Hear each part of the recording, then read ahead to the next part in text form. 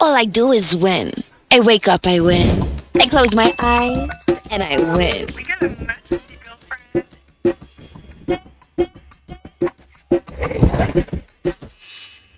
Keep up on me, come on, let's keep it to the world, stop it. Independent women, come on, now let's get it. I'ma keep it to the world, stop. Wow, you look great.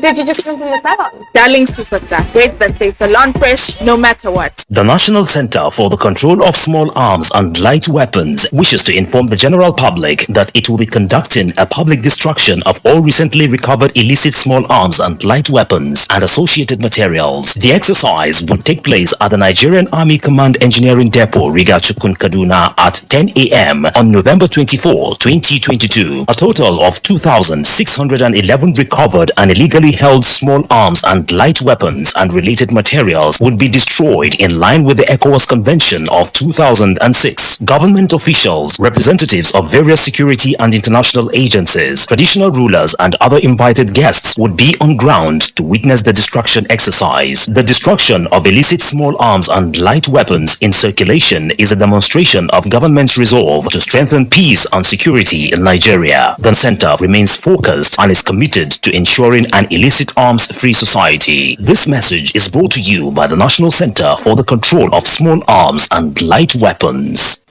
The Ministry of Police Affairs under my watch has been instrumental to strengthening the Nigerian police force to tackle challenges in the internal security architecture of the nation.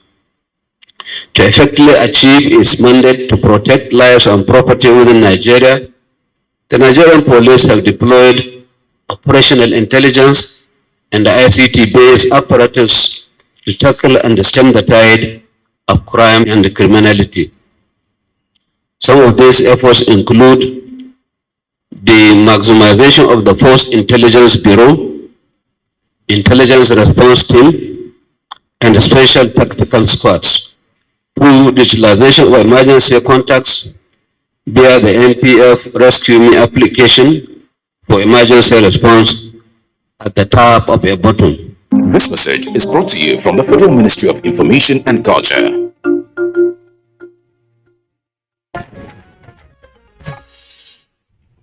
Welcome back. Key players in the private sector advocate the implementation of the Private Sector Bill of Rights to facilitate ease of access to credit, single currency, free movement and more ahead of AFTA. Details of these and more with Comfort Ahamadu on Business News. To deliver the Africa we want, enhance ease of doing business and active participation in the African continental free trade area, industry players, especially the private sector, are clamoring for the implementation of the Bill of Rights to create more business opportunities, protect the future of investments, and also de-risk the business climate in Africa. AFTA now has the protocols. Let us implement them. So the private sector needs to take ownership of AFTA so that these policies are implemented. We also ask Nigeria to please champion, the Bill of Rights. If the private sector does not help to drive AFTA would fail. That would be a giving. In other news, the International Monetary Fund has revised Nigeria's 2022 real gross domestic product growth projection down to 3% from 3.4% earlier projected. The Monetary Fund cited weak oil production and the adverse effects of recent flooding as major factors that could affect the economic growth of the country. Nigerian Central Bank will meet on Tuesday to announce a decision of its rate-setting meeting, where few analysts expect the bank to keep rates on hold at 15.5%. The Ghanaian cedi plummeted more than 40% this year, straining importers of both raw and processed materials, while cryptocurrency is on the verge of collapse as the exchange FTX said it owes its 50 biggest creditors nearly $3.1 billion. FTX and its affiliates filed for bankruptcy in Delaware on November 11 in one of the highest profile crypto blow-offs, leaving an estimated 1 million customers and other investors facing total losses in billions of dollars. With Business News, Comfort Amadu. Thank you very much, Comfort, for the business news package on Good Morning Nigeria. Coming up next is Newspaper Review.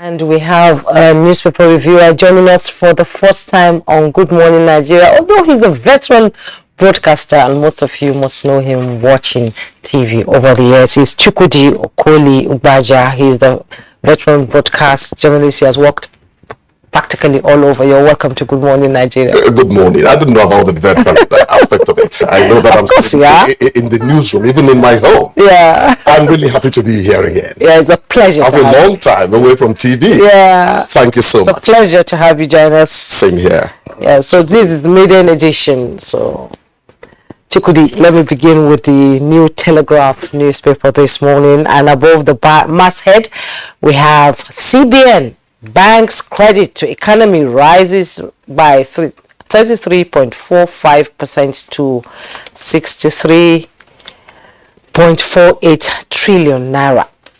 You find details on page 18. Manufacturing Association of Nigeria. Federal government 20% tax threatens carbonated drink sector survival. You find the details on page 28. And just below the masthead, over 11,000 teachers sit for TRCN's professional exams. With rider, Nigeria has 18.3 million out-of-school children. That's coming from UNICEF. 2023 Obi represents Nigeria's conscience, attributed to Ohanese. You find details on page 7. Ondo legal giants battle for senatorial seats as Umahi opposition bicker over executive order. And the headlines we have from the New Telegraph. PDP crisis, G5 governors, George orders meet, float integrity group. With kickers, say window for reconciliation remains open. We are face of the struggle. Our leaders here are backing us, Makinde. Going down, the New Telegraph, 2023 cabal military officers lobby to replace service chiefs post with $1 million, CSO alleges.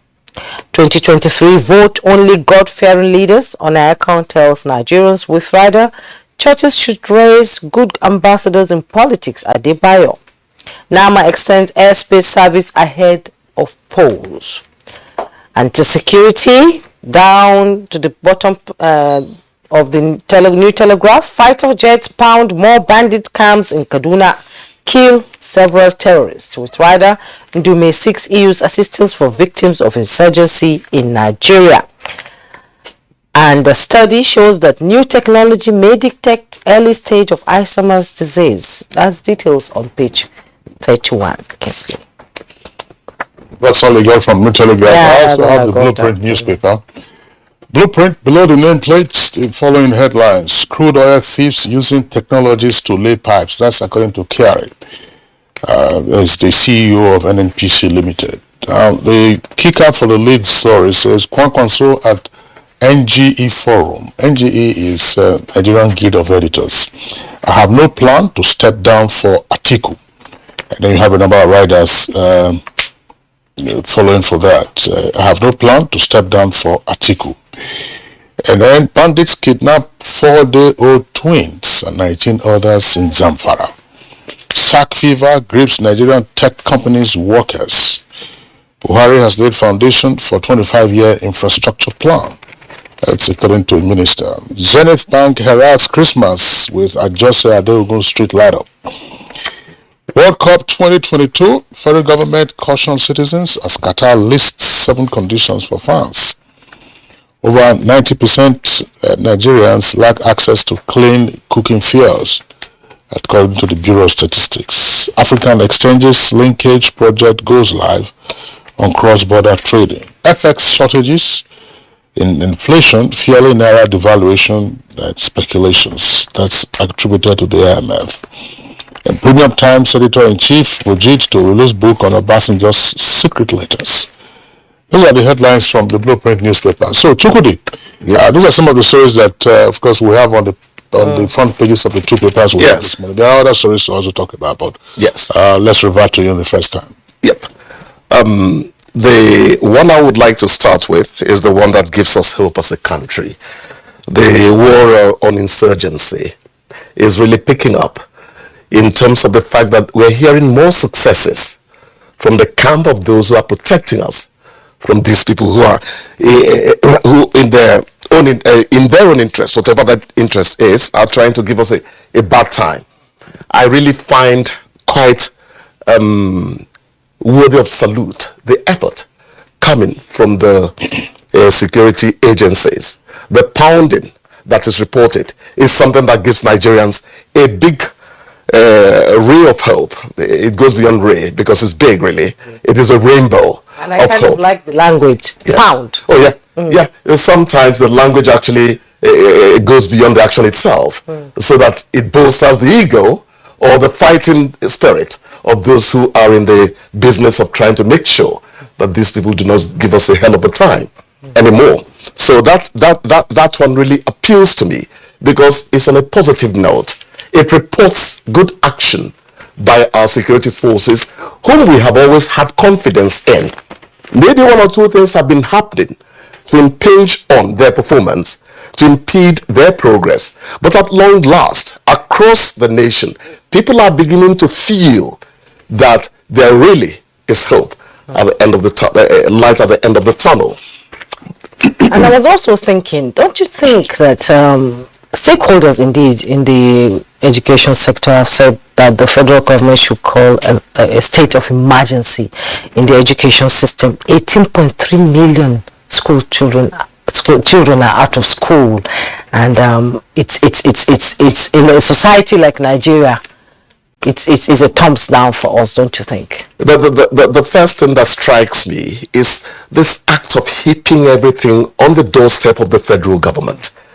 Education is not on the exclusive list. So there are many stakeholders to that project. Why do we always take everything to the federal government? It's a problem for me. Fine, going to answer your question. Without education, a country is not planning to get better in any facet of life. Anyone that plays down education plays down the progress of a nation. So, more than 18 million people still being out of school is not salutary. It doesn't help us at all. Let us not lay blames. Everyone, because sometimes too, the psyche you have towards education, even as an ordinary person, can deter whatever progress we want to make in education. So it's a job for everyone. There are parents, for instance, who still tell their children, what about those who took university degrees 2 years ago? What have they done with it? Have they got jobs? That is not how to talk. Because in the quest to release all the things you need to do to critical mass, education plays a very important role. So all hands must be on deck to make education work. But of course, going back to government, because we are a developing nation, everything seems to flow mostly from government. They have a big stake in making sure that the schools, the dilapidated schools, are put back in function. New ones are built. And the environment generally is made freer and more flexible to make positive things happen from education. It's a job for every one of us, if you ask me. I was just wondering, Juma, who is giving the 18-point-something billion figures? UNICEF. UNICEF. Yes. What is this an update? Because the last figure they gave claimed there were 20-point-something million out of school children. think this is an update. Maybe we'll read the story in greater detail, and then get to see what the latest basis for arriving at 18, because the last figure they gave was 20 million, which was double the number that had been in circulation for many years. Actually, I can't find it. They say it's on page 31, and page 31 is an advert, actually. So it's okay. Because when we are having a conversation like this at all times in the public square, it's important to get the numbers right, because as I said, and then of course get the right attribution. We said UNICEF last time said it was 20 million. Somebody else disputed it, but the person didn't provide alternative figures. But the issues that we have raised around those things, they are all important. Very quickly, I have two issues to raise, but this one is coming from the NNPC GMD. Well, ladies' pipes, as is obviously the case, did they do it under darkness? And were we asleep? I would suggest, for instance, that if foreign enemies could come and lay mines all around Nigeria, and then we will all go up in smoke as we step on those mines. So what is being done to apprehend and try, the perpetrators? We don't get to hear more of this stories. Yes. You're asking where monitoring, supervision, and enforcement. There are certain stories you put out that don't quite put the supervisory authorities in good light. Because the crude oil thieves are not acting in invisibility. They're not. The point is, the Navy, for instance, are up there with the gunboats monitoring the surface of the... Beyond that, if these are attributable to submarine, action, we also have the capacity to go under the water and find out what is happening. So just as Kingsley said, there are certain things we should be careful putting out into the public, because it could begin to report that we're not doing all we need to do to make sure that these things do not go on, unquestioned. Okay, the other issue that I would like to raise has to do with the World Cup. The 4-yearly Mondial, as it's also referred to, kicked off yesterday in Qatar. This is the first time that the World Cup is taking place in the Middle East, and it's been shifted to November, December on account of climatic conditions. Usually, the World Cup takes place during the summer months, anytime from June to July or thereabout. But and of course, the opening match, the hosts Qatar lost to Ecuador by two goals. Nigeria, of course, is not participating in the World Cup. We lost the qualifiers to Ghana. But I thought that there were a number of significant developments before the kickoff of the Mondial. And I was quite pleased by anyone who listened to the FIFA president, Infantino, talk about what I would classify as the racism and the needless moralizing by the European media and European leaders against the hosts. He asked them to check their own history. Precisely. And he said that, look, if what Europeans had done, he identified himself clearly as a European, that what Europeans had done to the human race for 3,000 years will require Europeans to spend the next 3,000 years apologizing, because they were talking about human rights record in Qatar. They were talking about the safety and conditions of work of migrant workers, and so on and so forth. And this is a consistent pattern. My agony is that, unfortunately, there are many persons who do not understand the international political dimension to international communication. So you pick up stories from the Western press or the European press, you gobble them up, Anglo-Saxon press, and you think that they are do-gooders, they are policemen of the world. So these are the kind of issues that we should be... I'd like to raise this. Ahead of the Olympics in 2008 in Beijing, all similar stories. Chinese human rights records, XYZ. They run down the Chinese. The Chinese staged a spectacular Olympics. Spectacular. Just like yesterday. Ahead of the Rio Olympics in 2018, there was a disease that came out, a Zika virus. Yes. Everybody was going to die of Zika virus. The 3 children that they accused of being murdered because of the World Cup. But in the meantime, when the Olympics took place in London with their narrow streets and so on and so forth, oh, it was glorious, and so on and so forth. So this is the kind of thing that, it is the kind of politics that they introduce. And unfortunately, as I said, there are persons who are in the developing world or in the global south who do not understand these dimensions, gobble them up, and then begin to use them to harass their own national governments. Yes, briefly, we're running out of time. In 30 seconds. Okay. Yes. I like the term you used, the Anglo-Saxon press. Yes. It is not fair. Your history has not been one without blemish. Precisely. It's not sparkling white. Be careful how you point accusing fingers on the other guys. The impression you get is they are saying, okay, maybe we committed some of these things. But now that we've left it, we don't want anyone to do what we did before. You still have to be careful how you moralize. Yes. It's very important. You mentioned China. They did something that left everyone dumbfounded, in spite of the inhibiting circumstances. That has to be noted. Yes, indeed, and even in Qatar, the opening was spectacular. The storyline was beautiful, and I was fixed to my television just watching how it went with Morgan Freeman. That is fine, but my point is, why is it that the global northern media often will try to run down other entities, other countries that don't belong to their cycle? That one will come to the fore when Mexico, Canada, and US host it in 2016. We'll see what they say about it. Okay. Thank you so much, Chukwudi, for coming. It's been a pleasure having you. I want to say again, it feels good to be on TV. Yes. I hope I do it half as well as you guys are doing it. You take a break. When we return, thank you. Our conversation will begin. Do stay.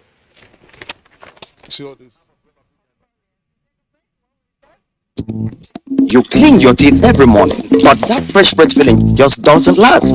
The answer? Easy. You keep your teeth strong and healthy and give your mouth long-lasting fresh breath with new Oral-B 2-in-1 toothpaste. It helps strengthen your teeth and gives you long-lasting fresh breath. So fresh, feel fresh, and feel fresh. Stay strong, stay fresh. New Oral-B toothpaste for strong teeth and long-lasting fresh breath.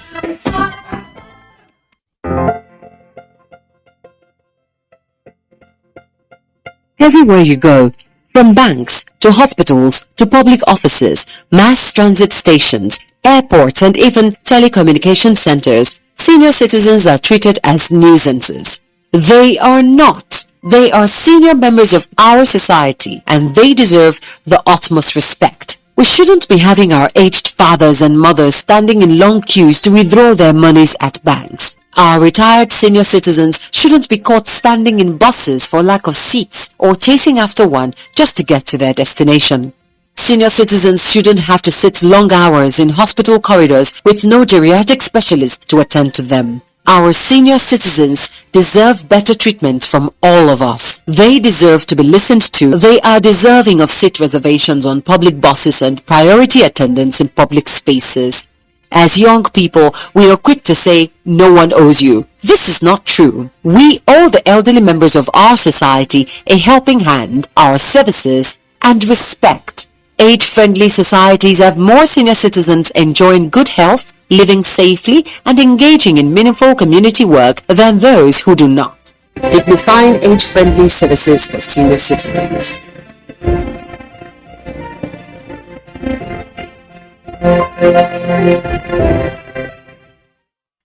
The security challenges we have faced as a government have been daunting, from terrorism to crimes. It's undoubtedly the greatest challenge to the peace and security of our great country since the Civil War of 1967 to 1970. It's the kind of challenge that would have overwhelmed many nations. But thanks to the purposeful leadership of President Muhammadu Buhari, we can say, I want to repeat, that the worst is over, and peace and security are gradually returning to the land. This message is brought to you from the Federal Ministry of Information and Culture.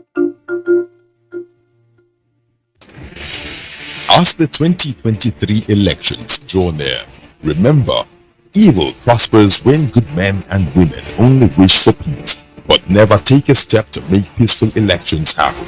Are you a father? Are you a mother? What are you saying to your children as the elections approach? Have you warned them not to let themselves be used to cause violence? Have you explained to them what the consequences of electoral violence might be? Do your part to make peaceful elections happen. Talk to your children. Protect them from unscrupulous politicians who want to put them in harm's way, while their own children are comfortable at home, within and outside the country. Let's join hands to make 2023 elections peaceful. This message is from the National Orientation Agency, NOAA. Then I'm talking to you. Thank you. Hi there. You can price, Sha, but you're always saving on everything except for here. This is where you're throwing money down the drain. How? On this cleaning product. Impossible. You need the new Harpic toilet cleaner. With just 130 naira sachet of Harpic toilet cleaner, you save 4. Harpic stick formula stays longer, so it cleans 10 times better. Wow, Helen! And it's safe because it's only 30 naira, giving you a sparkling clean toilet and great savings too. You're watching Good Morning Nigeria on the network service of the Nigerian Television Authority. Now, as a prompt for our conversation, which is reviewing the UNWTO Global Conference, that's the World Tourism Organization Global Conference, which took place in Lagos last week, we're taking this background report from our correspondent, Anthony Fossen.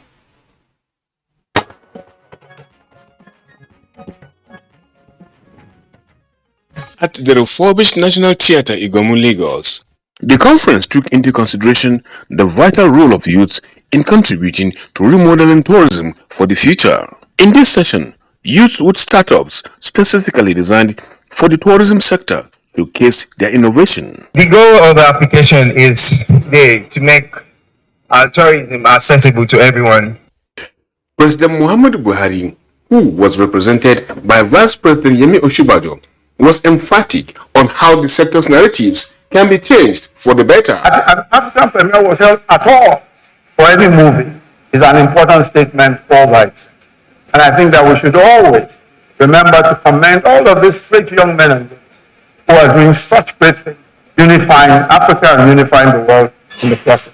Emphasizing that the vast components of tourism are local and homegrown, they are more likely to be sustainable, pointing at Nigeria's creative industries where Nigerian music is rendered in Nigerian languages are played all over the world, just as Nigerian movies are breaking box office records. It is a pointer that Africans at home and in the diaspora are excelling. He, however, commended UNWTO for the confidence in Nigeria and her ability to host the conference. On key goals of the conference, the minister said it will bring to the fore sustainable solutions and innovative policies for the development and enhancing the potentials of the sector. Another key area the conference trade on is how to promote intra-Africa travels and tourism, leveraging on vast and unique resources as well as its population. After a brainstorming session, the delegates settled for a special command performance spiced with music.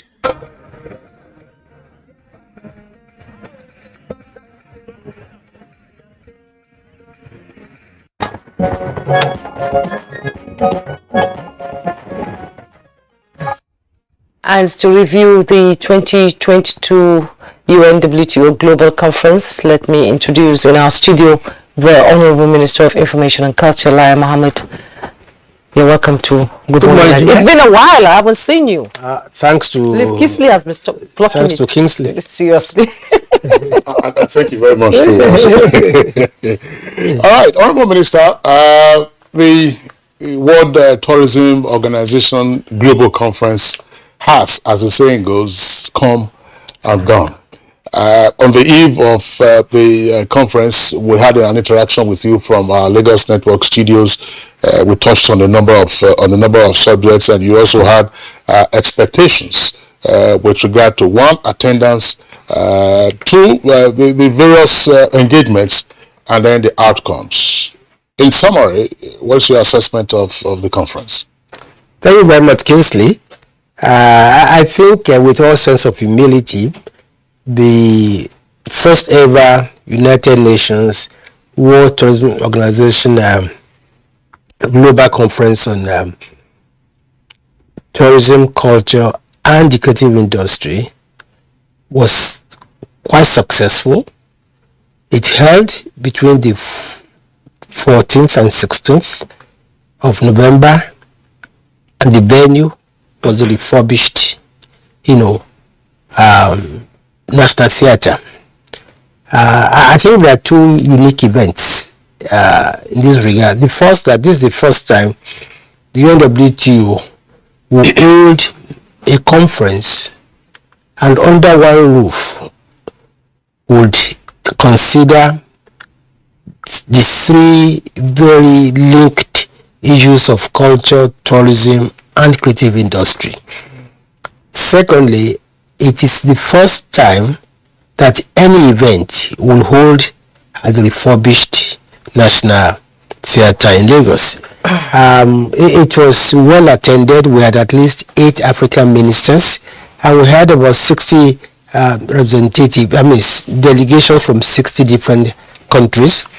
It was declared open by the Vice President on behalf of Mr. President, and I think by all standards, it was very successful hosting.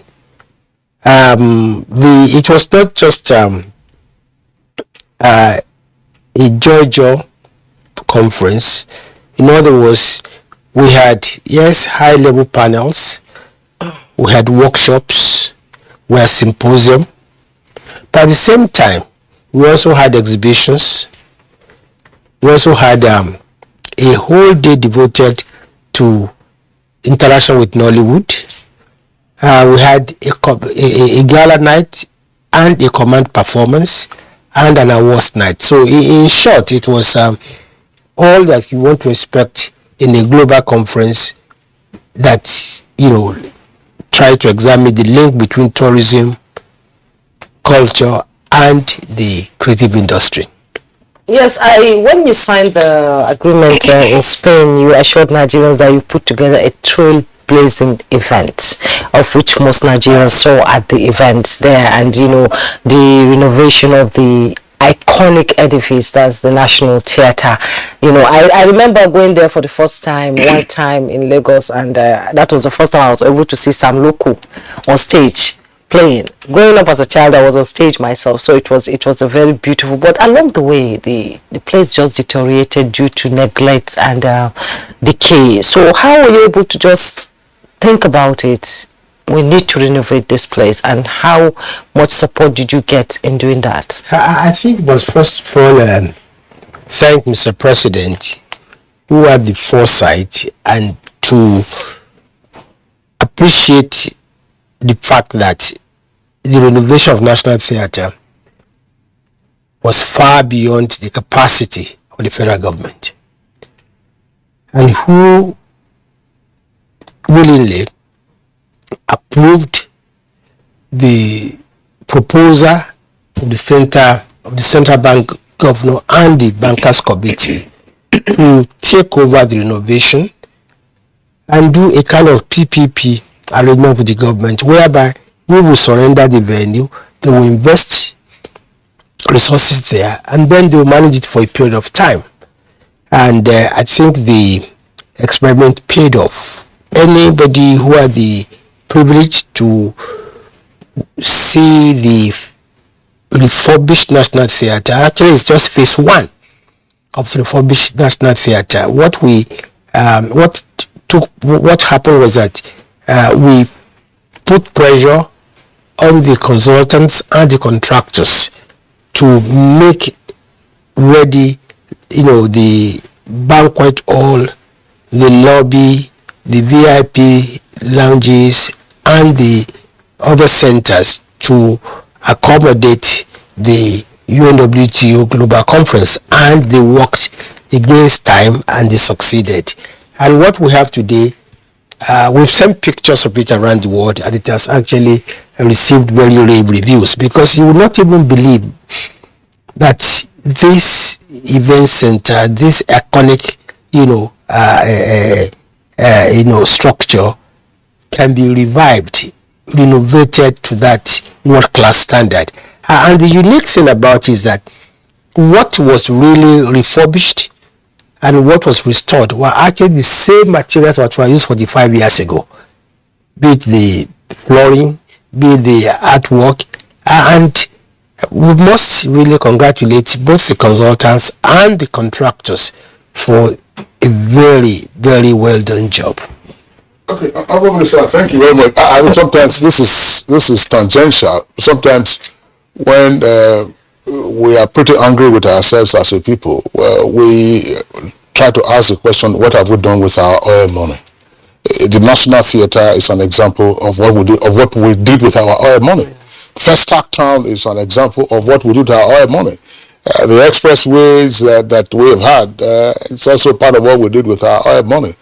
Those were good times. If we were to try to invest in those or in this kind of infrastructure now, of course, it probably would be a pretty difficult thing. But back again to the conference, what were the conclusions?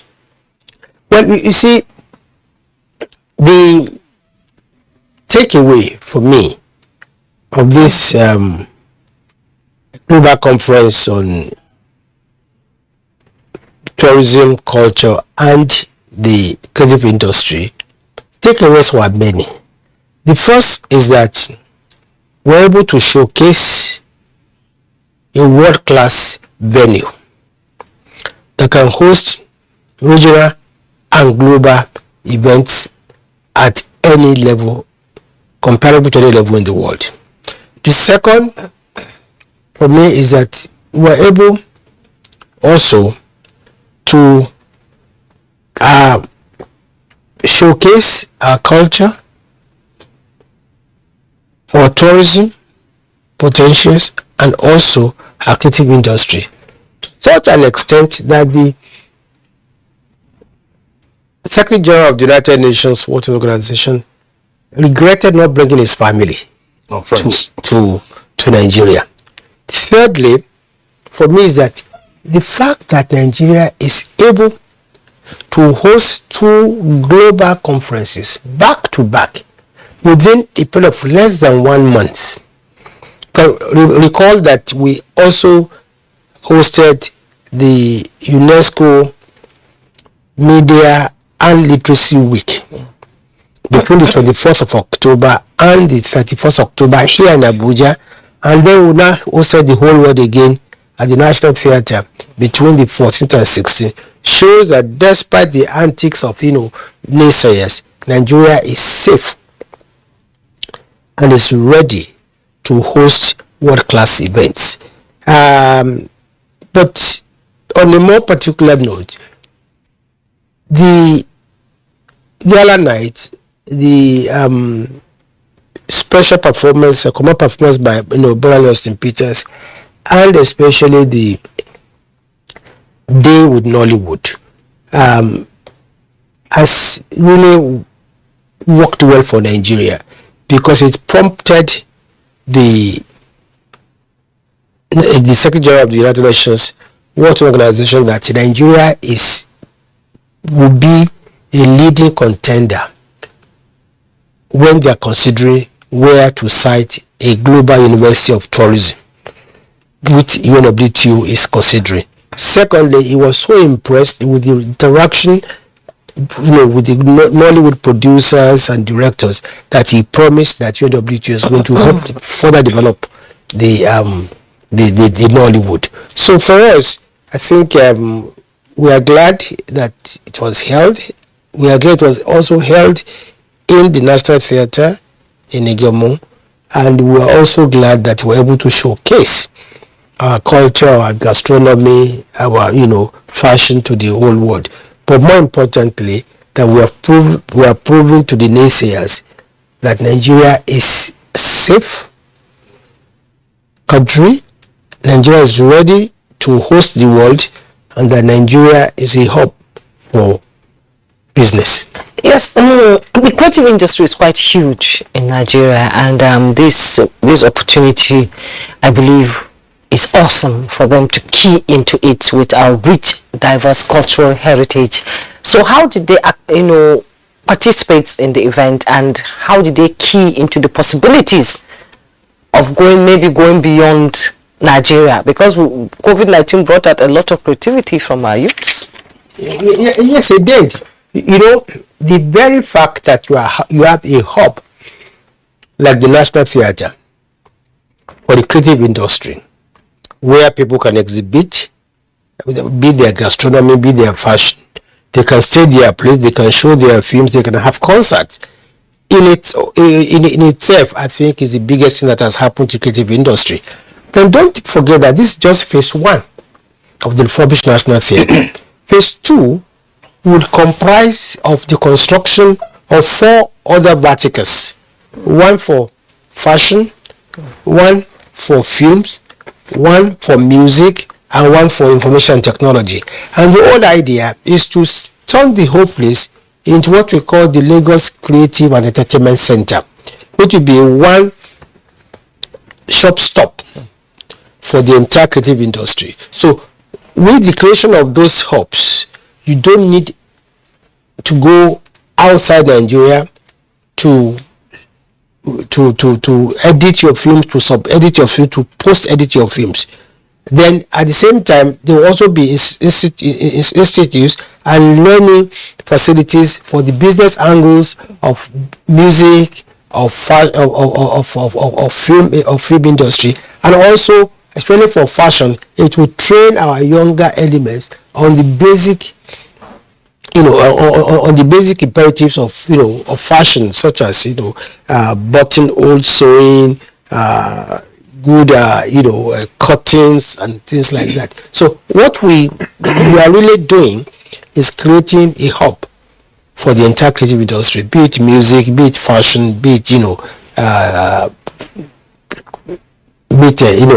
beauty, hair care, whatever. I was just wondering, when I heard the comment by the Secretary General of the UNWTO about his regret in coming to Nigeria at this time, of course, one at first glance would be alarmed to say, look, what's your regret? Yeah. That says, look, he's been wowed by what he has seen. Yes. Some persons would say that we are probably not marketing ourselves enough for the world to look in our direction and actually come, so that our positive stories overwhelm the negative stories that appear to get the limelight. What opportunity does this represent for us, therefore, in the tourism, the culture, and even the creative industry subsectors of our economy? I think one of the best opportunities for Nigeria to actually market itself possibly was the recently held global conference on the creative industry, because it showcased to the whole world the positive sides of Nigeria, our music, our film, our gastronomy, our culture, even our startups, our technology. You saw that one of the events actually featured a competition for hackathon, which was a competition by young people on developing developing startups to help the various areas of the creative industry, and awards were given in forms of scholarship and travels for those who won. So it shows that like the SG said, of the 10,000 entries, because the invitation was worldwide. With 10,000 entries, over 50% came from Nigeria alone. The whole world was invited to come and enter into this competition, and Nigeria alone accounted for about 50% of all the entries. And of course, at the end of the day, all the 9 winners were Nigerians. So that was, to me, that is another huge takeaway, that we had this conference and it was able to paint Nigeria in a very positive manner. But I must say that the likes of Burna Boy, the likes of Whiskey, the likes of Davido, the likes, they've also done, and they are continuing to doing their bit. I think it was Burna Boy that played to a full of 70,000 people in Finland recently, and it was other Finland of Whiskey. It was a huge success. And then you see people like Whiskey also saying that O2. So our music, our film, they've really done a lot to market Nigeria. And I believe that Kiss Daniel is also played at this the World Cup. So I think do you know how to dance to Boga? CVP knows how to do so. And Davido was part of the theme song. Yes. For the World Cup. Awesome. Nigerians are trending all around the world. We are making impact. Now, but the question is whether the honorable minister can dance to Boga. No, Boga is easy now. Just go like this. It's not right. Who told you? It's like this now. Yes. I think one area where Nigeria has done very well in recent time, I think, has been that in the creative industry. I will continue, our only two, because there are two ways to really, encourage the creative industry. And the most ambitious one we are backing upon is creating that hub, creating the infrastructure.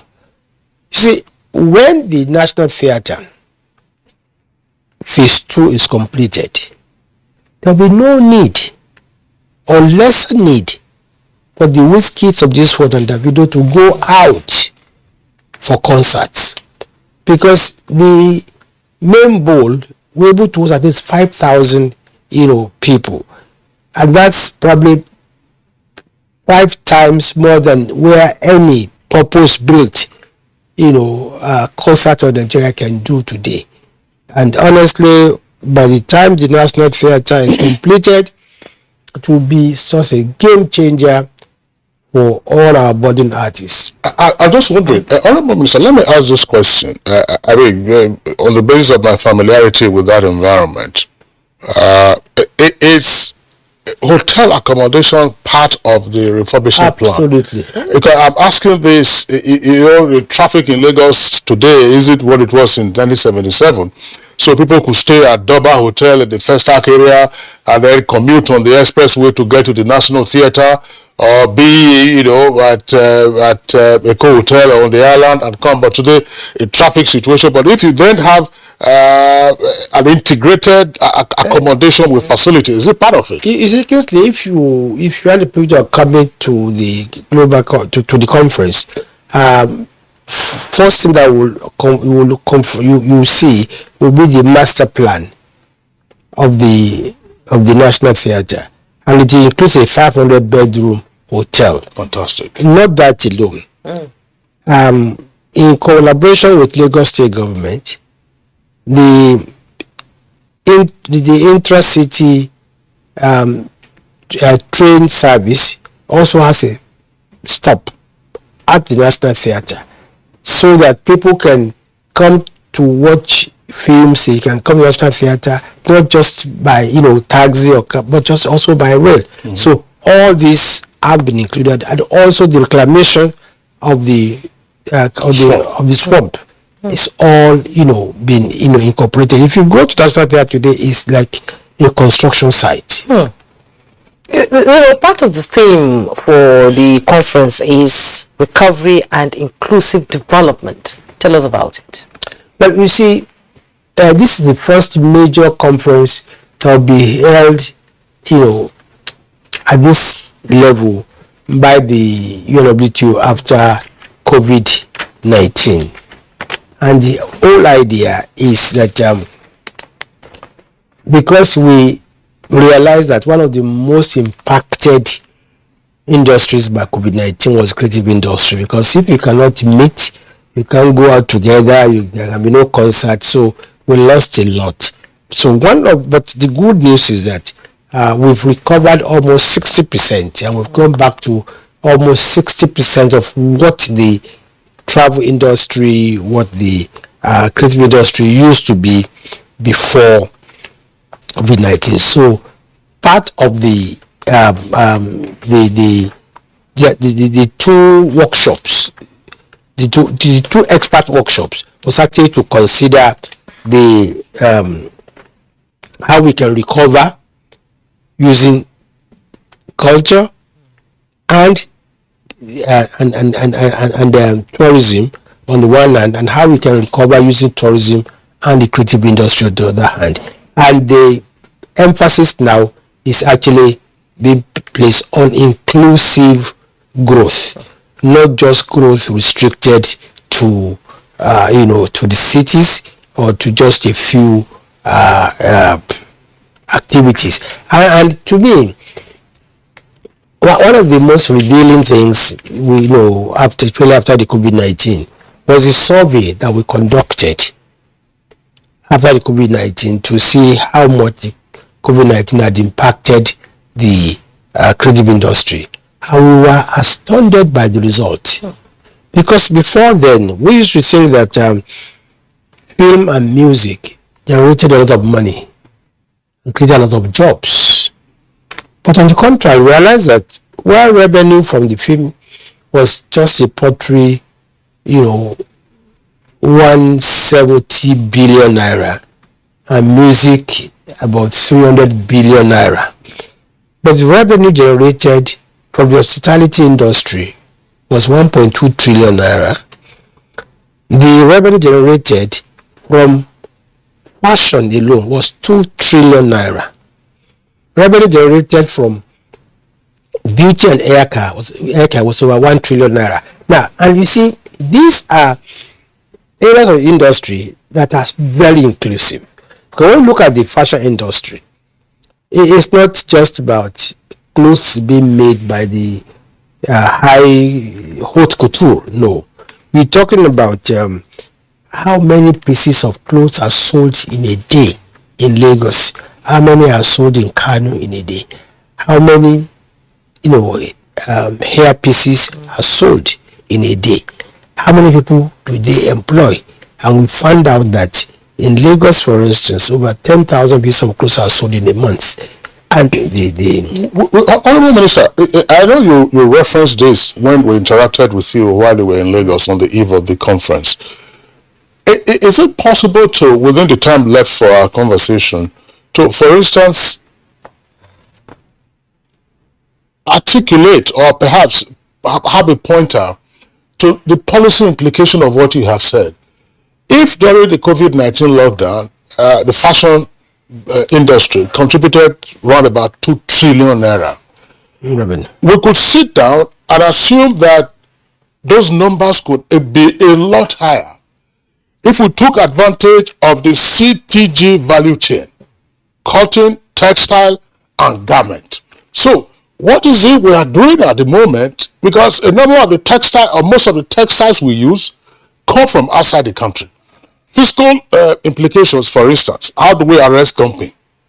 Two, how do we regenerate the textile mills in Kaduna, in Kano, in Lagos, in Aba, and elsewhere, so that many more hands can be along this value chain. Cotton, for instance, the cotton growers, the generals, and then those who are in the textile industries can also pick up. I think that these are the kind of linkages that are also very valuable for that subsector of the economy. Honorable Minister. Yes, I agree absolutely with you, and I think here we must appreciate the efforts of the central bank to revive that particular sector. See, we were not mindful that a lot of our materials today, especially in the area of fashion, actually come from abroad, and this is what the central bank is trying to stop by reenacting something similar to what they did so successfully in the agricultural industry, sector, through the Anchor Bora program, which is to make available facilities for the cotton and garment industry in a manner that it will bring back the old glory of the country in that industry, not just in reviving this industry, but also in addition creating more jobs. And this is how you are going to get a lot of linkage, between the cotton, the garment factory, and the fashion industry. And I think I don't have quite the figures right now, but I know the central bank is doing a lot after agriculture in that particular industry. You talked about recovery. A lot of our artifacts have been recovered from the US, from Germany, from France. Will it be showcased at the national? Yes, I think you recall that. I'm saying this because the younger generation need people like us need to go and see. You recall that when the National Theatre was in its days, we also had the National Gallery of Arts, and we also had the National, the National Museum within the same premises. As a matter of fact, we are going beyond that. We're trying to see how we can work to even have a museum of Nollywood within the same complex, because some of the issues that came up during the conference. As for our artifacts, I think the sheer number of artifacts that we have today that we have signed to recover and we are going to recover is such that we should also start thinking about how we can make money from those recovered artifacts. So one of the things we signed was that we're also going to have a kind of travel arrangement with other museums all over the world, so that those artifacts can be exhibited, showcased abroad, and then some kind of revenue will also come to Nigeria from it. In addition to encouraging those who are working on new museums, the National Commission for Museums and Monuments is also working on expanding some of our museums and what new ones are being built. When is the next UNWTO Global Conference? This is the very first ever. Yes. I don't think they've fixed another one, another one. But I think we've set an act that might be that be very hard. Had to be just like FESTAC. Just like FESTAC. So, well, I wish the UNWTO the best of luck. We'll be willing to offer them, some technical advice if they so wish. But I think even in the words of the SG himself, he said he did not regret, making Nigeria the first host of the global conference. I think we would continue to improve on our own act, and I hope that in a few years' time, when the National Theatre will be completely refurbished, it might be a permanent venue for the UNWTO Global Conference on Creative Industry and culture and tourism. Yeah, we hope so, because FESTAC never came back. We expected, FESTAC to keep going around, but after that, it just went into limbo. Yes, I think the 77 edition was the last edition. Yes, was the last edition. Well, it was supposed to be it was called the second. Second, because the first was in Dakar. Yes, in Dakar. But it was elaborate. Yeah, it was a difficult standard to beat. I was just wondering, Honorable Minister, because this is also an aspect. Tell us something about the food. I know you keep using the word. I've said, break it down for some of our viewers. Gastronomy. Yes. What was the wow effect of our food to the conference participants, and indeed to all those who came around? We had an exhibition of gastronomy, and all kinds of vendors came. And I think there was this young man who was invested in the new Ofada rice. And it's Ofada rice. Today, for the first time, I saw Ofada rice that has flavors: pineapple flavor, coconut flavor, I think 2 other flavors. And when I asked during one of the luncheons, I wanted to opt for the offer rice. I was told they have been completely sold out. So I had to ask for an order to be made, and I think in fairness to him, within an hour or so, was able to bring the my own order. So I think Nigeria is doing so well in the area of gastronomy today. They're so resourceful. They bring out new things. They package kuli in the manner that it's amazing. Amazing. Suya, Sobo amazing. drink. Sobo drink, and this is just sold out first. But there's something. I think this is a conversation we'll have some other time, because again, when we get too angry with and about ourselves, we tend to forget the many positive attributes that we have. I know that Nigerians, when they are making jokes on social media, they reference the fact that the company you keep is what elevates you. Small chops business. Small chops. You know, they used to say puff puff. Puff puff was a cheap snack. But today, if you don't have puff puff in small chops at high octane parties, then it is not complete.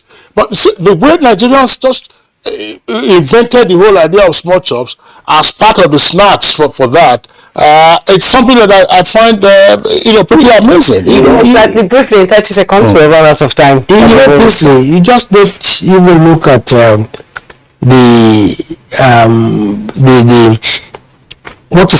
what we can offer today. But can you imagine the number of Nigerian young men and women who are employed in the creative industry? People don't seem to look at this. Now, I told you that there are about 10,000 parties that take place in Lagos every month. Now, can you imagine? It's not political party, it's 10,000 Owambe. Yes. And can you imagine how many young men and women are employed? We tend to look down at what we have, and this is why I keep asking Nigerians to stop marketing their own countries. This is one of the greatest countries on earth, not just because I'm the minister today, I'm proud, but because it is true. It's one of the few countries in Africa today that you can sit at you're in Lagos and you start hearing flies departing from Maiduguri, flies departing to Asaba, flies departing to Enugu, flies departing to Kano, flies departing in the same army. But we take this for granted. So I agree with the case here. I think people should be more patriotic. Yes, there's no part of the world that doesn't have its own challenges. But rather than concentrate on our good points, I think the naysayers want to look at the weaknesses of the country. Indeed, we are pace setters, and somebody once told me that the whole world is afraid of what Nigeria can do. Honestly, if we continue at this pace, and then the creative industry, and especially with the kind of stride the government is making in infrastructure, and how we are overcoming our security challenges, Nigeria will be the country to beat in a few years' time. Indeed, Honorable Minister, thank you so much for coming on Good Morning Nigeria. We'll be discussing the review of the 2022 UN WTO Global Conference, and our guest is the Honorable Minister of Information and Culture, Lai Mohammed. Thank you so much for coming. Thank you, Julie. We'll take a break. When we return, our second conversation will begin. Do stay.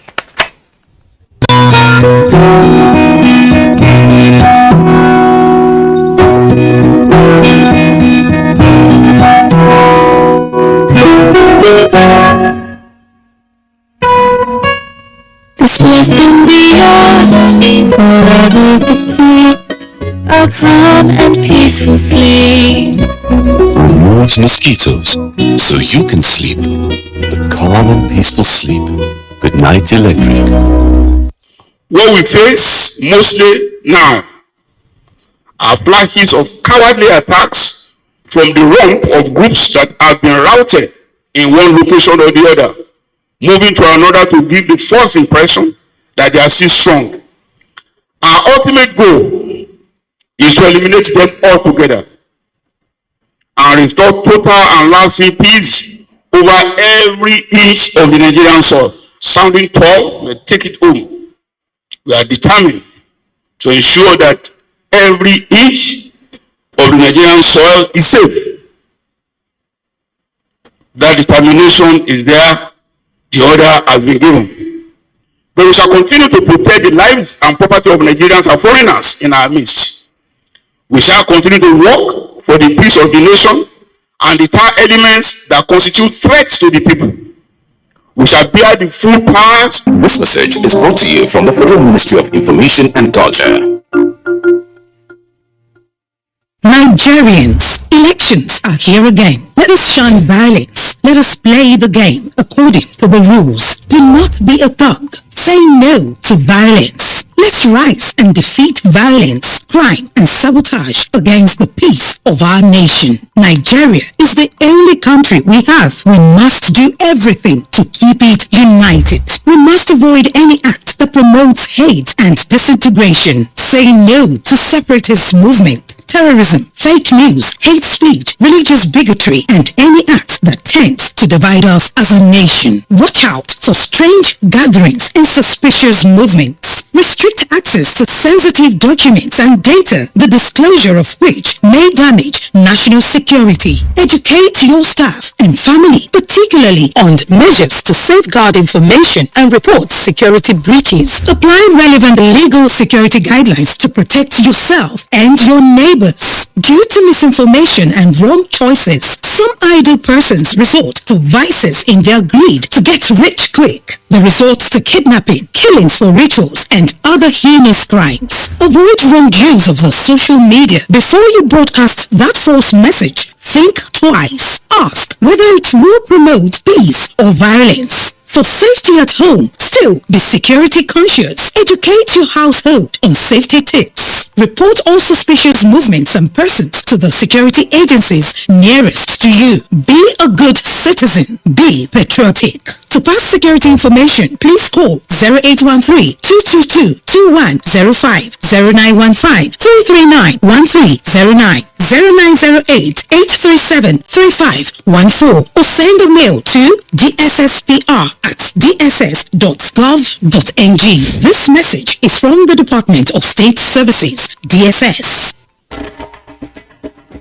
To every politician, as the campaigns gain momentum and passions begin to rise, remember, the errors of your opponents do not make you a success. Do not run down your opponent and inflame passions to violence between and among your supporters. What counts is what you plan to do for the electorate and how you intend to relieve the sufferings and bring succor. Nigeria is in dire need of patriotic leaders at all levels, leaders who will make national development their priority. Concentrate on telling the electorate what you intend to do when you get into office. Focus on making your vision clear to the electorate. Don't engage in verbal abuses, fake news or speeches. Keep dealing with issues that will bring progress. You win the hearts and minds of the people by being above board, by being civil, patriotic, and showing empathy. Let's join hands to make the 2023 elections peaceful. A message from the National Orientation Agency.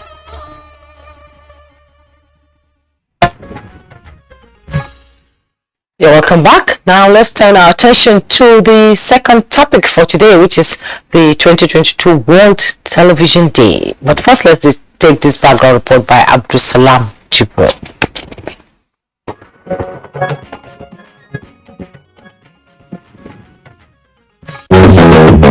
If you grew up in the 1980s, 1990s, you would have been among millions of children paying rapt attention to the television, engrossed in the different inspiring folk tales of the program Tales by Moonlight.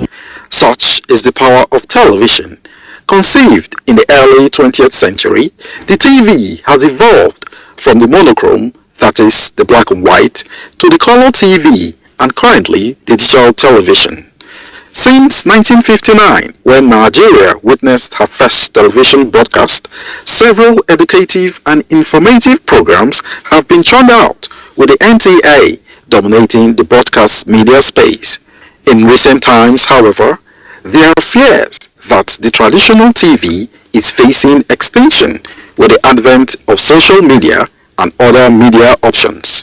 For Danla Dibako, former Director General, National Broadcasting Commission and veteran broadcast journalist, the television has come to stay.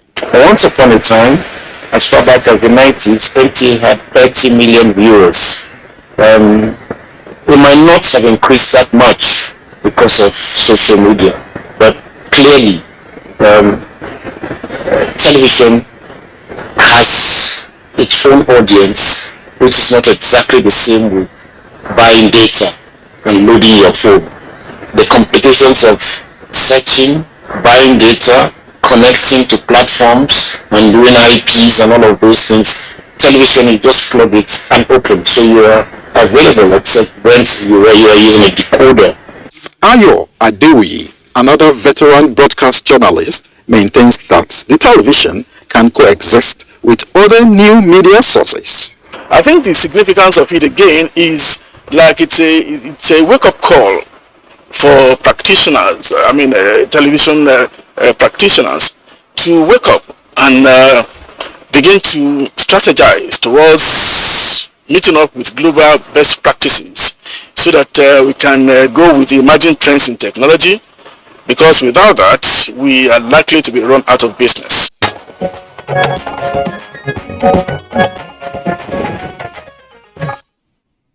All right, thank you very much, Abdulsalam Jibril, for that background. We have here in the studios two mass communication scholars to discuss issues around World Television Day. First, let's welcome Professor Umaru Pate. Professor Umaru Pate is a professor of mass communication and incumbent vice chancellor of the Federal University, Kashere.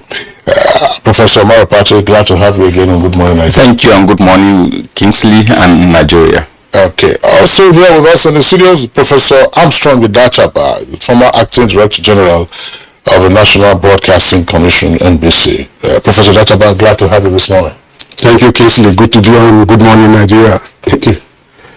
All right. Let's just begin by having an understanding of what World Television Day represents. Why World Television Day? Professor Pate. Well, if you look at the television as a concept as well as its practicality, it has contributed significantly to humanity in several ways. Now, let's go back a little. In the beginning was the word. Then later printing was invented following the invention of the printing machine. And that gave birth to the printing of newspapers. We moved towards the beginning of the 20th century. The radio came because of the technology that also came. And shortly after the television started, when newspaper came, when radio came, people started saying, oh, newspaper is going to die. Newspaper didn't die. Then radio came, TV came, combining sound and sight. People are here now, radio will die, newspaper will die. The two of them didn't die. Now, TV continued. Then the internet came. With the coming of the internet, people say, now the funeral of television, radio, and newspapers will be celebrated. But they're still struggling, and we have what we call convergence now. And with convergence, we have the advantage of digital technology because of the advent of the internet as well as the revolution in information and communication technologies. TV is still struggling to maintain a space. And TV got the advantage now of being able to disseminate its signals on the digital platform, giving additional access to many more channels to come up, many more ways of disseminating information using audio and video, and at the same time also making it cheaper and far more democratic to reach many more people. As they say, the future of the media industry is in audio and video, and television has this advantage. So the world has every reason to celebrate television, considering the contribution it has made since its invention to date. It has kept people informed, it has kept people far more educated, as well as entertained in many more ways. And you could see how it has been able to take away the attention of people from unworthy behaviors and activities for them to at least see and emulate as well as practicalize some of the things the television could provide with the advantage of sight and sound. So I think the world has every reason to celebrate TV, and TV will be around for a long time to come. It has revolutionized how people view happenings around the world, and it has also set, it's a medium that sets the agenda and for policy decisions and shapes public opinion around the world. Professor Idachabag, would you say that television in Nigeria is on the right track? Yes. First of all, nice to be with my friend and brother, the Kaigama on set. Nice to be with my lecturer. Thank you. I'll come to you. The point you raised about the significance of the World TV Day is one that's poignant, because I tried to check why TV Day in the first place. And what I found out was very interesting, that in 1996, the United Nations decided that there should be a World TV Day, and that it was even opposed. Because according to analysts, there were so many media days already on the calendar. You had the World Press Prism Day, you had Journalism Day and all of that. So they were thinking that the World TV Day was going to be repetitive or very unnecessary. But as we have seen, TV has become, if I may say, the major issue in communication. Sitting on technology, like Professor Patti said, TV has disrupted the philosophy, the conceptualization, and all the existing myths about communication, with all the disruptiveness, with all the challenges that it poses to innovation and creativity, negatively and positively.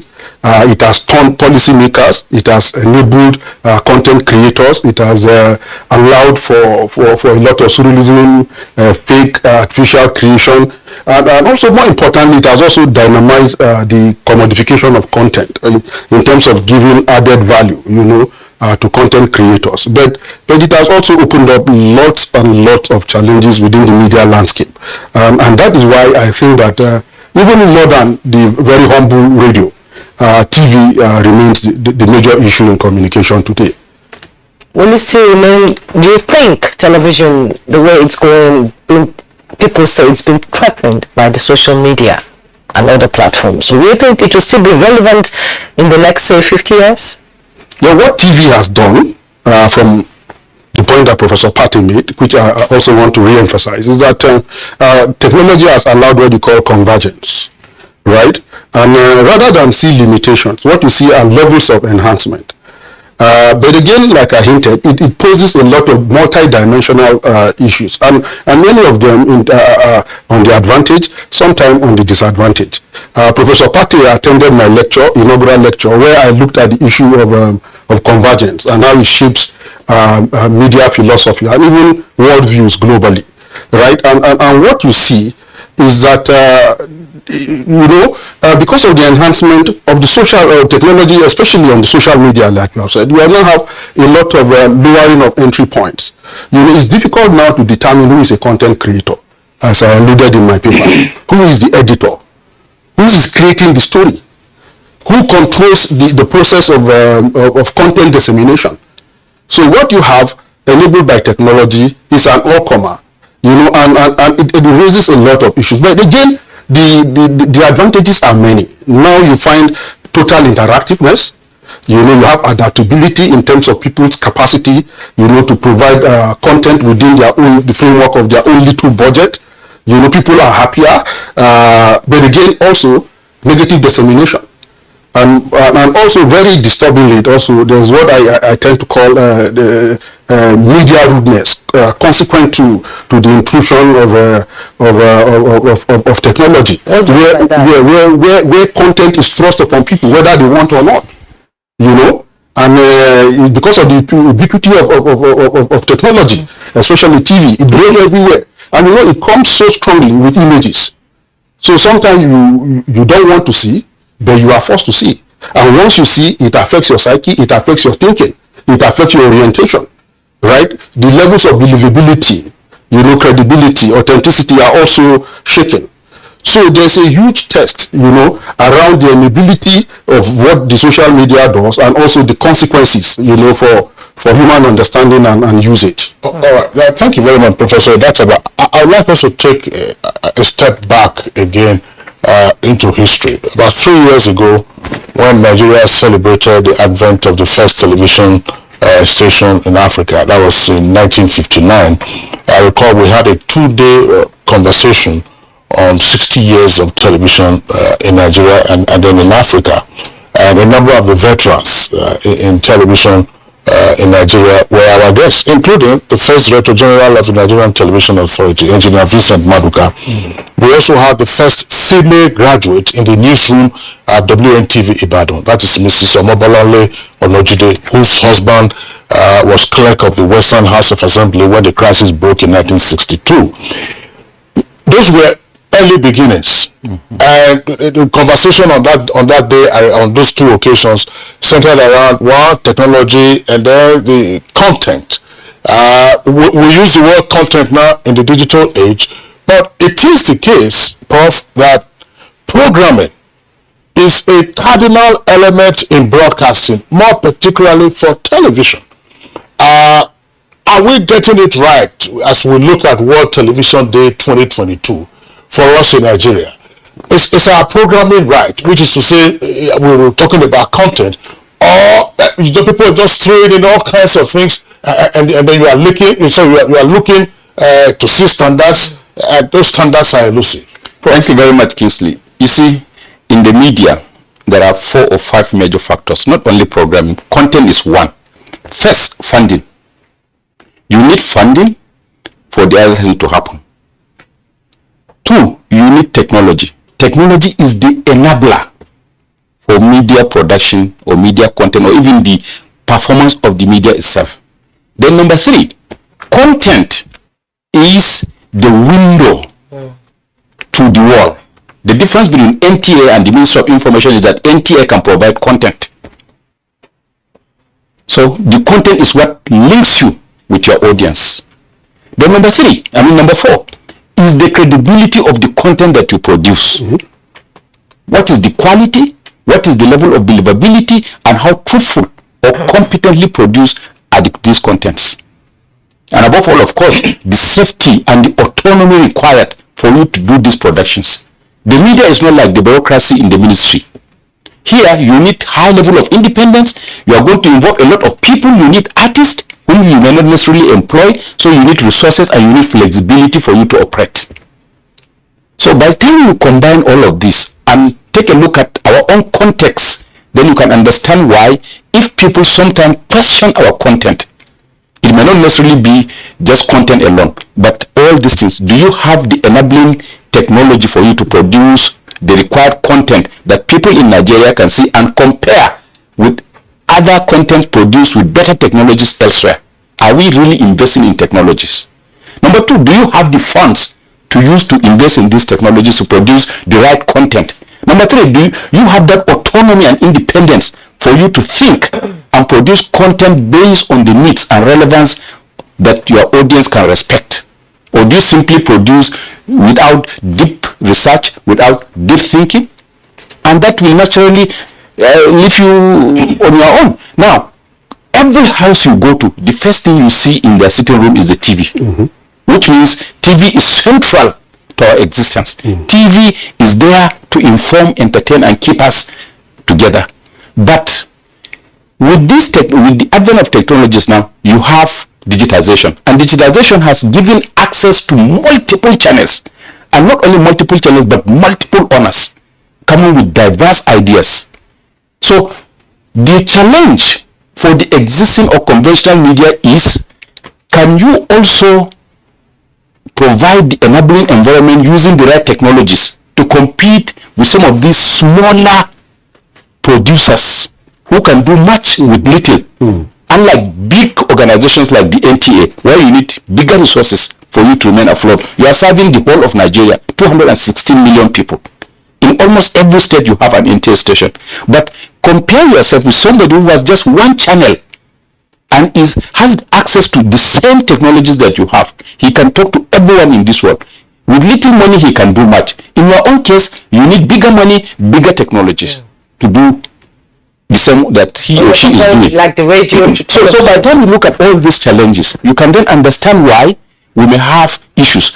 And this is also the era of fake news, misinformation, disinformation, and the other kind of malinformation. And because of this, people sensationalize information in the process of dissemination so that they can attract hits on their blogs. They can also attract whatever. The only advantage you have is video. And now technology has made it so simple to combine audio and video for even the newspaper, for almost everyone. So for you to remain afloat and remain extremely relevant and beat the others, your content must also be super. Fine, Prof. Pate, thank you. Professor Dachaba, the reason I raised that question is to tie it to the value of television to humanity. To national development, if you want. Well, national development, to narrows it down to our nation. But first, to humanity. Yes. Yeah. So are we getting this right? Is proliferation now even harmful to television? Now, Kingsley, I think you raised a valid point. The way to look at it is to ask, in 2022 World TV Day, what relevance is TV to our collective humanity as a people? And then we can zero it out to how contributory it's been to our own national challenges. And it's time to reflect, to retrospect to the evolution of television in Nigeria. You know, 1959, Awolowo came up with his initiative, and then it was a regional TV, and that was a major signifier. From there, all the other regional authorities decided to also set up their own TV. But in terms of the philosophy of TV, then the question will have been asked, what was the intention? The original intention of the innovation of TV, the intrusion of TV into the Nigeria. Of course, it had a political undertone, but like we know all over the world, it's a major tool for cultural propagation, you know, social cohesion, and national diplomacy and economic development. And I think that largely, Nigerian TV, the TV in Nigeria has been able to actualize some of those objectives. Thanks immensely also to NTA, becoming a national network in about 1977 or thereabout, creating a national symbol of a TV viewing culture. And if you see, in terms of using TV as a tool, you know, for cultural growth, cultural propagation, or what we call socialization and social cohesion, the NTA has done quite a bit, but it didn't do it without the support of government. And that's the point that Professor Pate was making. I recall that even when we were in the university and we used to go to studios to do production, most of the productions were funded by government. All the major soap opera that you see that had made mark, some of them you are recreating and reinventing, like the Village Headmaster, are things that were actually supported, you know, with government resources. And I think that is what is lacking. Because government has shifted away from investing heavily in cultural content production. You know, this drift has created a lacuna that has allowed private enterprise to seize initiative. So what you find now is commodification of content, you know, and with commodification of content, there's a capitalist intrusion, so that the person who provides the content is motivated by gains. He doesn't think about production values that much. He doesn't think about national or even ideological imperative that much. What matters to the content creator now, unfortunately there are many of them, with what can entice the public and what can bring in the money. I looked at the statistics and they say on YouTube there are about 650 Nigerian channels, right? And out of these, about 35 of those channels have over 1 million subscribers. Now, I tell you, Kingsley, if you put together the total subscriber base of all the pay TV we have in Nigeria, DSTV, GoTV, NTA, Star Times, and the hardly would it go above 5 million. So it tells you that the potential material value of the content market is changed away, you know, from government involvement. And it doesn't happen like that anywhere in the world. Countries all over the world are aware that there's a significant drift on the social media, that individual, innovative, youthful, creative content creators are there. The government is also involving side by side so that there can be a national ethos, you know, and a national purpose. So we need to begin to think at this period, you know, how does NTA, for instance, get its budget?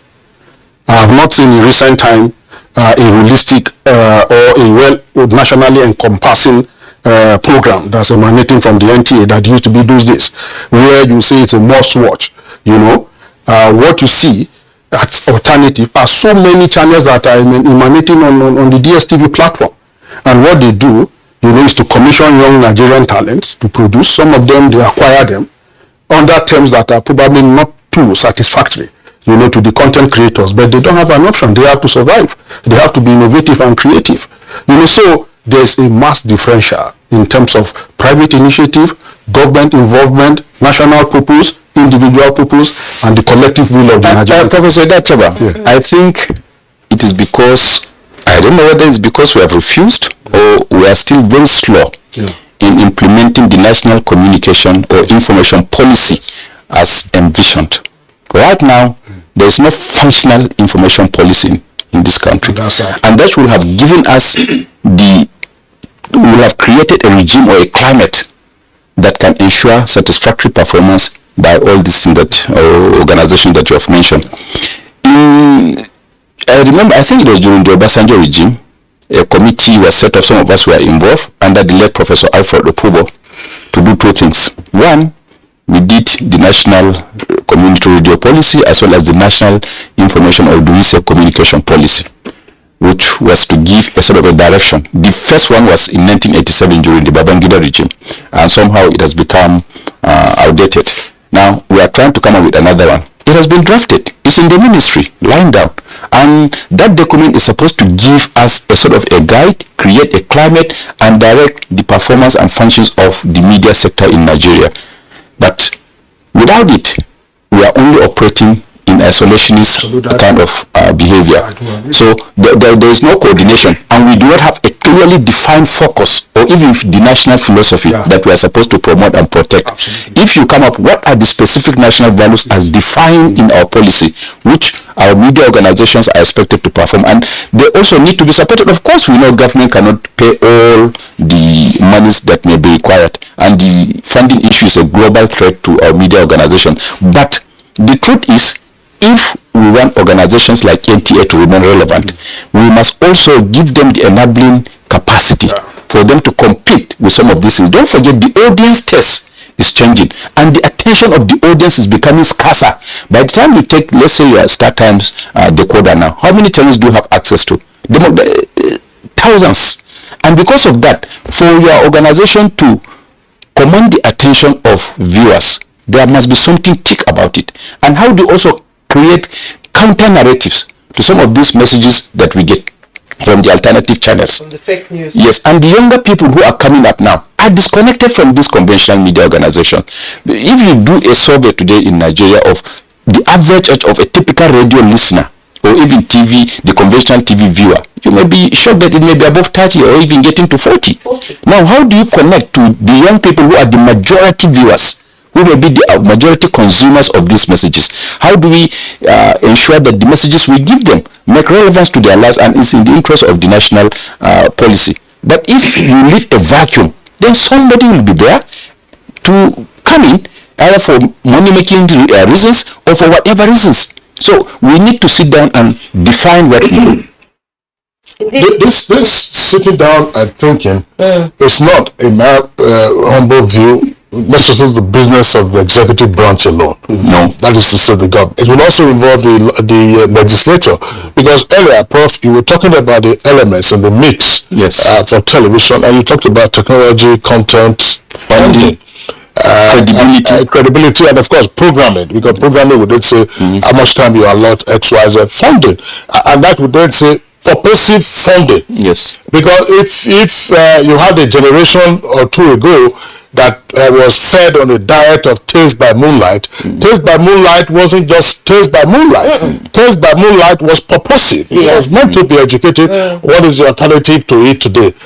People are talking about, is it Cartoon Network or some of these? So what is the local alternative that we have purposively created as part of our, again, value orientation, as Professor Idachaba talked about?